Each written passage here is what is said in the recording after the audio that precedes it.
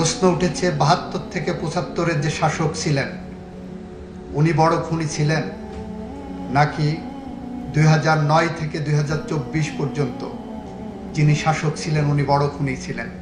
প্রশ্ন এসেছে ৭২ থেকে ৭৫ পর্যন্ত খুনের ধরন এবং ৯ থেকে ২৪-এর খুনের ধরন একই প্যাটার্নের নাকি কোনো রকম এটাকে রিফাইনিং স্টেজে আমাদের সামনে এসেছে। এগুলো সবই অসুস্থ বিতর্কের একটি জায়গা।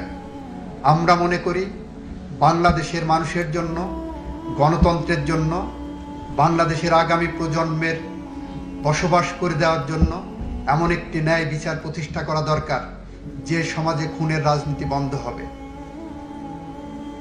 গত ২৪ বছরে মুক্তিযুদ্ধের চেতনার নামে যে রাজনীতি করা হয়েছে সেখানে বলা হয়েছে, আর একটা ধারণা দেওয়া হয়েছে মুক্তিযুদ্ধের চেতনা মানে খুন, মুক্তিযুদ্ধের চেতনা মানে ক্ষমতায় টিকে থাকার জন্য গুম করা, মুক্তিযুদ্ধের চেতনা মানে দিনের ভোট রাতে করা, মুক্তিযুদ্ধের চেতনা মানে চাঁদাবাজি করা, মুক্তিযুদ্ধের চেতনা মানে লুটেরাদের প্রতিষ্ঠা করা, মুক্তিযুদ্ধের চেতনা মানে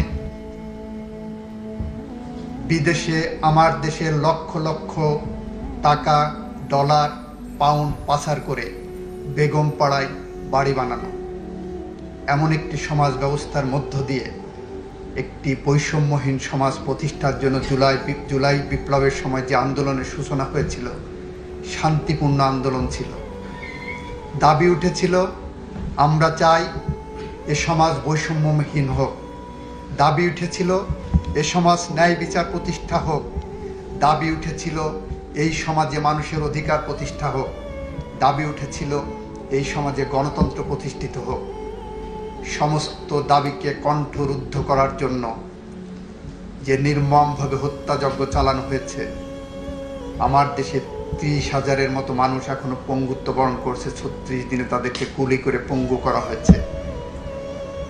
প্রায় ২,০০০-এর মতো মানুষকে হত্যা করা হয়েছে এবং তারপরেও তাদের মধ্যে কোনো অনুশোচনা হয়নি।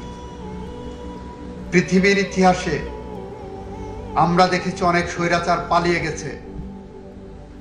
আমরা বাংলাদেশে দেখেছি স্বৈরাচার পালিয়েই শুধু যাননি, তার ৩০০ মেম্বার অফ পার্লামেন্ট পালিয়েছেন, তার ক্যাবিনেট পালিয়েছেন,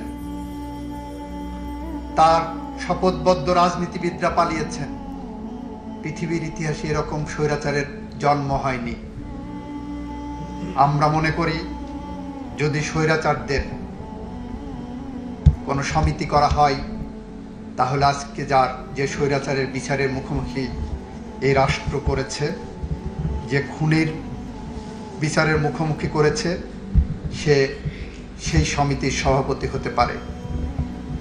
হিটলারের গোয়েবেলস যদি বেঁচে থাকতেন আজ হয়তো ভাবতেন মিথ্যা কথা শেখার জন্য, মিথ্যা কথা বলার জন্য, মিথ্যা সংস্কৃতি চালু করার জন্য পিএইচডি করার প্রয়োজন। সেই পিএইচডি করতে হয়তো উনি এই স্বৈরাচারের কাছে আসতেন এবং সেই স্বৈরাচারের নাম শেখ হাসিনা ওয়াজেদ, যিনি আজকে আপনার সামনে, আপনাদের সামনে একজন আসামি ছাড়া আর কিছুই নয়। আমাদের এখানে ব্যক্তিগত কোনো আক্রোশ নাই, কারোর বিরুদ্ধে, কোনো ব্যক্তির বিরুদ্ধে আমাদের কোনো ক্ষোভ নাই। আমরা অপরাধের বিচারের জন্য আপনাদের কাছে এসেছি এবং ঘটনাক্রমে সে অপরাধের সাথে যারা সম্পৃক্ত তারা ব্যক্তি, হয়তো আসবে অপরাধের সাথে সম্পৃক্ত কোনো রাজনৈতিক দলও আসতে পারে ভবিষ্যতে, আমরা জানি না। কিন্তু আমরা এতটুকু বলতে চাই, আমরা ন্যায় বিচার চাই, বাংলাদেশের মানুষের স্বপ্নের বিচার চাই, বাংলাদেশের মানুষের স্বপ্নের বাংলাদেশ চাই। যে বাংলাদেশ যদি আমরা গড়তে ব্যর্থ হই তাহলে কবি হেলাল হাফিজের ভাষায় আমরা উত্তর পুরুষের ভীরু কাপুরুষের উপমা হয়ে থাকব।